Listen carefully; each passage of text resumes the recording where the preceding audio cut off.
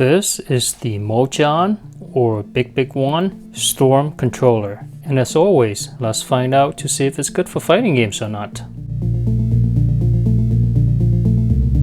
This is how the box looks like. The controller works on Windows, the Switch 1 and 2, and mobile devices. Comes with a USB-A to USB-C cable. We also have a charging dock here with a dongle. I like how it fits snugly in here. And we also have 4 additional stick caps. And notice there are metal rings on here. This makes rotating the stick super smoothly. These 2 are longer. These are the medium length. And the ones on the controller are actually on the shorter end. And this is how the controller looks like. I really like the design here. It kind of makes it look like it's Art Deco in terms of build quality. Yeah, it's pretty solidly built. It's a little bit on the lighter end, which can make it more comfortable during long sessions. We have the Xbox style layout, offset thumbsticks, triggers and shoulder buttons like on the Xbox. You have 4 back buttons here, also trigger locks. This is how the controller would sit on the dock. So what's nice about this dock is you can plug in the dongle here, plug this guy into your computer. You can just set it aside and you can game wirelessly now. Once you're done, just set it down to charge. There we go, super easy. Alright, let's start with the thumbsticks. These rotate pretty smoothly because of the metal rings here. In terms of tension, I say these are pretty light. They're kind of like on the Xbox controller.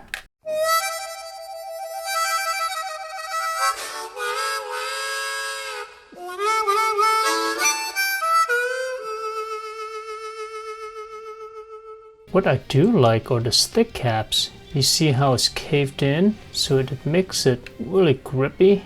Also, the material on the sticks here are very grippy as well. Your thumb is not going to slip off this guy anytime soon. Shoulder buttons are nice and clicky. You can click it in on both sides. Triggers, yeah, these are also pretty light, just like on the Xbox controller. And of course, you can also lock it as well.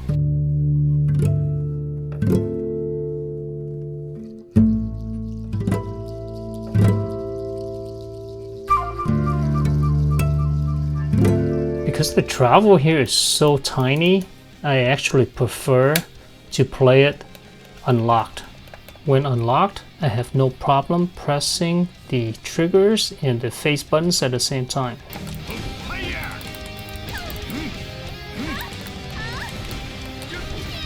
The face buttons and the D-pad, they both use micro mice switches.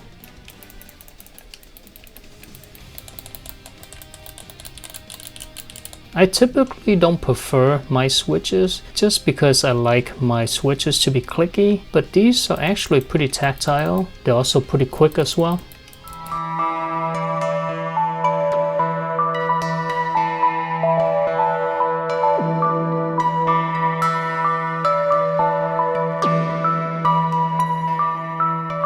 They're nicely spaced out, so you can press multiple buttons at once, no problem. You can also play like this. You also get 4 back buttons here. These 2 on the handles are pretty nice and tactile, but the ones inside, they're a little hard to read. So I'll probably only use this as maybe like a menu thing, but the ones on the handles are nice. They help me do Brad Wong's backdash pretty quickly. That's pretty fast.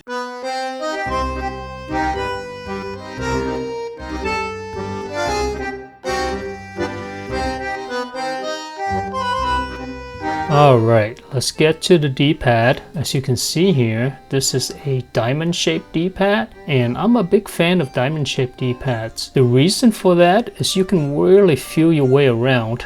So if you want to press a straight direction, just feel the corners, right, on the straight directions. And if you want to do a diagonal, just use your thumb and place it where it's flat. Now the beauty of a diamond-shaped design like this is that the surface is also smooth, so it makes motion inputs a lot easier to do as well. So yeah, a D-pad design like this is the best of both worlds. You can have accurate cardinal directions and good motion inputs as well. And that's exactly what this D-pad does. For cardinal directions, it's very accurate. I can do all of my counters with these.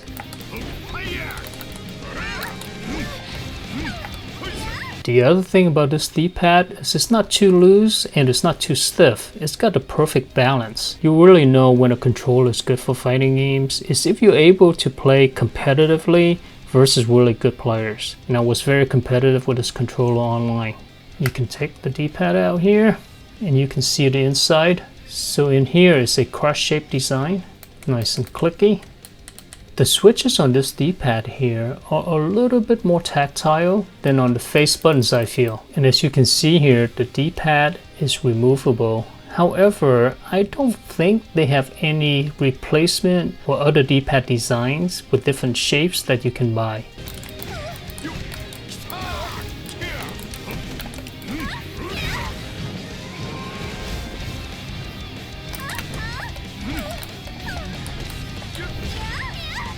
Because this is a smoother surface, motion inputs is pretty good on here as well. Quarter circles in both directions work really well.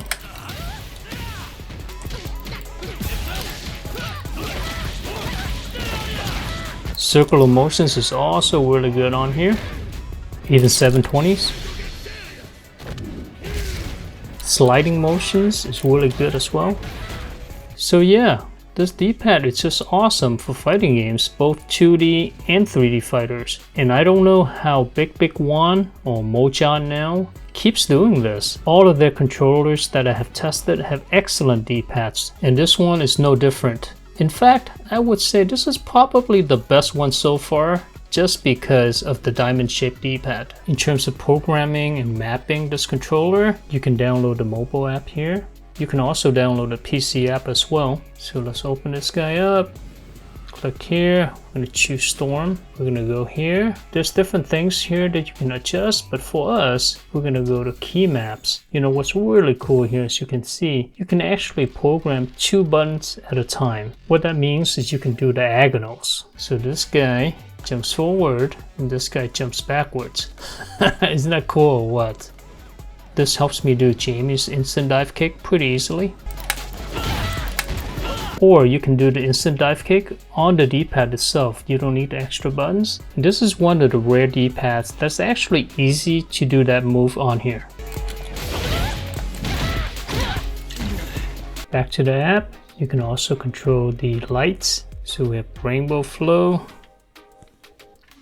flicker, response. Let's see, so bam.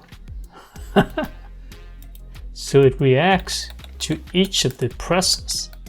You can also program macros as well. You can press start recording and make sure you enable it. Alright, let's give it a try. Check that out. The nice thing about having a mobile app is you can program these things on the fly in-game. You don't have to get in and out of the game to program these things on the PC. And MOHJON does a great job of giving you a ton of options that are actually good for fighting games in terms of customizations in the app. Let's go to Game Padla and take a look at the latency test. When wired, you can see that the polling rate is 2000 Hz. That's insane. Button latency is a little bit above 5 milliseconds, and the sticks are faster at 2 milliseconds. And the dongle is also at 2000 Hz, just a tiny bit slower. Button latency is about 8 milliseconds, and the sticks is about 6 milliseconds. And check out Bluetooth. It goes from 2000 Hz to 116 Hz. Button latency is over 15 milliseconds, and the sticks is over 17 milliseconds. That's horrific. And the jitters are pretty bad on here. And check this out. The jitter for the sticks is a lot better than on the buttons for both the cable and the dongle as well. So yeah, per usual, just plug in your controller.